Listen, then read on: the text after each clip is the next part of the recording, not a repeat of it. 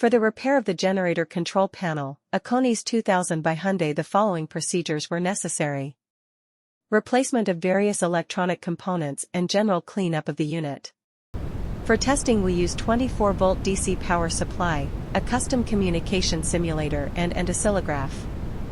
Soon as we turn on the power supply, we can see the LED indicators of the unit lighting up, and we can also see that the green LED indicator of the communication simulator lighting up, which means the communication with the unit was successful. We can also see the communication of the unit on the oscillograph screen.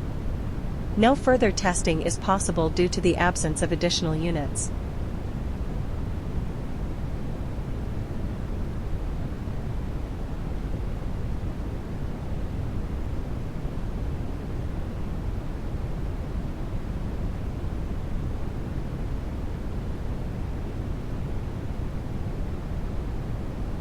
It is now clear that the generator control panel, Aconis 2000 by Hyundai, is working successfully, is ready to be delivered to the client.